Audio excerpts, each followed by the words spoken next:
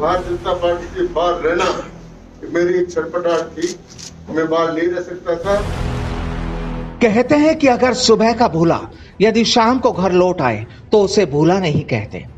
कुछ ऐसी ही तस्वीर शनिवार को मरुधरा के सियासी गलियारों में देखने को मिली, जब 26 महीने के वनवास के बाद सूबे के वरिष्ठ नेता और पूर्व मुख्यमंत्री वसुंधरा राजे के धुर विरोधी रहे घनश्याम तिवारी की भाजपा में घर वापसी हो गई। तिवारी की घर वापसी में संघ की बड़ी भूमिका रही है, लेकिन इस घर वापसी ने सूबे के सियासी गलियारों में चल रही चर्चाओं को अब और हवा दे दी है। दरअसल माना जा रहा है कि वसुंधरा राजे के विरोध की वजह से घनश्याम तिवारी की वापसी नहीं हो पा रही थी, लेकिन भाजपा के राष्ट्रीय अध्यक्ष जेपी नड्डा के हस्तक्षेप के बाद तिवारी की पार्टी में वापसी की गई है, जिससे वसुंधरा राजे विरोधी खेमा मजबूत हुआ है। हालांकि वसुंधरा राजे के खिलाफ मोर्चे और मुद्दों को लेकर बीती ताही विचार देकर जिक्र करते हुए तिवारी ने कहा कि वे अब सब खत्म हो गए।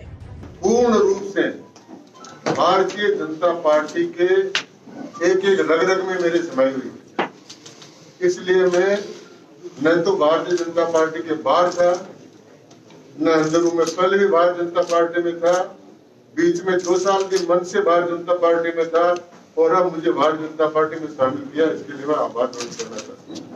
कुछ मुद्दे हैं जिन मुद्दों के कारण से कुछ परिस्थितियां बनी, जिनके कारण से मुझे भारतीय पार्टी बनानी पड़ी, और चुनाव के बाद में मैं कांग्रेस में गया नहीं, कांग्रेस के मंच पर गया, सिर्फ कांग्रेस का प्राथमिक सदस्य नहीं बना।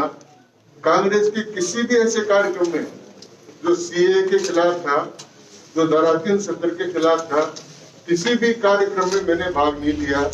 गौरतलब है कि तिवारी ने 25 जून साल 2018 में भाजपा छोड़ दी थी।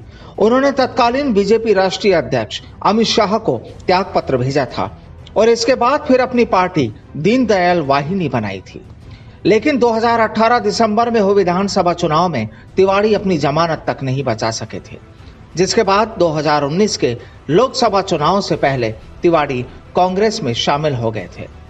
अब एक बार फिर घनश्याम तिवारी ने भाजपा में घर वापसी की है, या इसे यूं भी कहा जा सकता है कि घनश्याम वापस घर आ गए।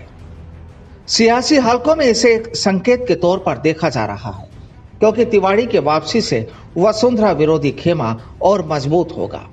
वहीं सियासी हलकों में तिवारी की घर वापसी करवाने को लेकर एक और चर्चाएं हैं। कहा जा रहा है कि साल 2023 के विधानसभा चुनाव के लिए बेशक भाजपा को वसुंधरा के समानांतर विकल्प ढूंढने में मुश्किलों का सामना करना पड़ रहा हो, लेकिन तिवारी जैसे वरिष्ठ नेता की वापसी से विरोधी खेमा अपने आप को विकल्प के तौर पर खड़ा करना चाहेगा। लिहाजा घनश्याम तिवारी की वापसी से वसुंधरा राजे और भाजपा पर पड़ने वाले असर के लिए आगामी दिनों का इंतजार करना पड़ेगा। Bureau report, the fact India.